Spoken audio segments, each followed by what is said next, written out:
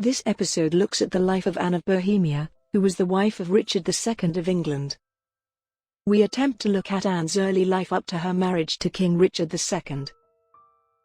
Her marriage and life as Queen to Richard II up to her untimely death at the age of 28.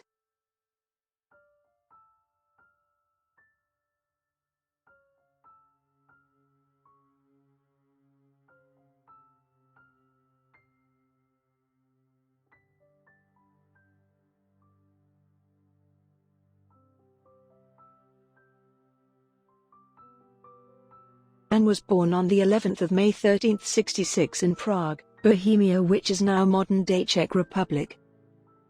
She was the fourth daughter and eighth child born to Charles IV, Holy Roman Emperor and King of Bohemia. She was also the first child of Elizabeth of Pomerania, the fourth wife of Charles IV. Anne would grow up in Hradschin Palace, which is today known as Prague Castle. Anne would have 5 siblings, 4 brothers and a sister from both her parents, although 2 of her brothers would die in infancy. She would also grow up with 3 step-siblings, 2 step-brothers and a step-sister. Anne was provided with an excellent education by her parents and was known to be able to speak several languages. This has been widely known as Anne had a great love of reading and possessed the scriptures in 3 languages, Bohemian, German, and Latin. Her favorite scripture was the 4 Gospels. In 1377, at the age of 11, negotiations started for Anne to be married to the King of England, Richard. Richard at the time would be 10 years old. Arrangement of marriages at such a young age was not uncommon at the time. The arrangement was initially dismissed by Richard and his council, who favored either Caterina Visconti, daughter of Bernabo Visconti, the Lord of Milan. But Pope Urban VI threw his support behind the proposal in the attempt that an alliance between England and the Holy Roman Empire would strengthen his claim to be pope. At this time there were 2 popes, Urban VI and Pope Clement, who was supported by the French. England and Richard would eventually change their mind, although the marriage would not bring the financial benefits if Richard would marry into a member of the French royal family. Anne's family was so poor that they could not afford a dowry for the marriage, so Richard would arrange a loan of 20,000 florins to Charles IV to pay the dowry. Anne would eventually travel to England in 1381 at the age of 15 to prepare for her marriage to Richard. Her journey to England would be delayed by heavy storms, and as soon as she disembarked from her ship in Dover, it was destroyed. She was met at Dover by her future husband's uncle, John of Gaunt, who would escort her to Canterbury, where she would celebrate Christmas. The English population initially were not enamored with Anne. Many were angry knowing that the taxes they paid to the crown were used to pay Anne's dowry. Some even went as far as to tear down royal arms that were on display for both Richard and Anne in protest. Anne though would eventually marry Richard on 20th of January 1382. She would be coronated as Queen of England 2 days later on the 22nd of January 1382. Anne and Richard would grow to love each other deeply, and in time the English population would grow to live Anne too. After their marriage and Anne's coronation, the couple would go on a tour of England. Signs that the English population was growing to warm to Anne were evident in 1383 when she visited a hospital in Norwich. The hospital would display 252 black eagles on a ceiling within the hospital in her honor.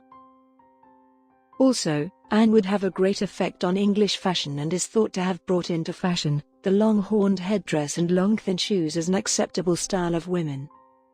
She was also responsible for the introduction of the side saddle for women who liked horse riding. Queen Anne would eventually win over the hearts of English population as an advocate and mediator. As queen and wife, Anne would be able to use her position to influence many of her husband's actions. She would first use her influence during the Peasants' Revolt during 1381. When Richard had the Lord Mayor of London, John Northampton, sentenced to death, Anne would intercede and have Northampton's sentence changed to life imprisonment. In 1387, another of Richard's uncles, Thomas, Duke of Gloucester, would march on London with an army of 40,000 men. Thomas and other nobles were unhappy with Richard's rule and arrested several of Richard's men, including his tutor and guardian, Sir Richard Burleigh.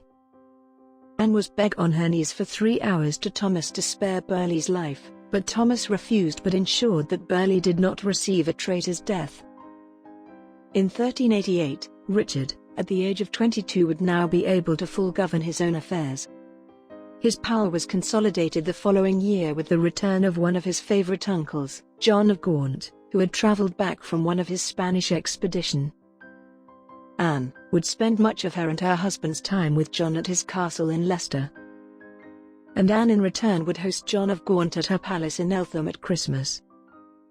Anne though would go further in her mediation for the people in 1392. She would publicly beg in front of her husband on her knees after Richard had arrested city officials who had refused him a loan. Richard would rescind his decision and ask his wife to sit beside him, giving her assurance of his pardon. On the 7th June 1394, Anne would be taken ill at Hradschin Palace. Later that day, she would pass away, most likely from the plague. Richard's grief was so big that he would order the palace to be demolished. Then Richard vowed for 1 year that he would only enter churches in which he had spent time with Anne for 1 whole year. Richard would plan an extravagant funeral for his wife. As Anne was the daughter of an emperor, he decreed that honours for his wife's funeral should be greater than his grandmother, Philippa of Hainault. The funeral would be delayed for a whole 2 months whilst Richard made the preparations.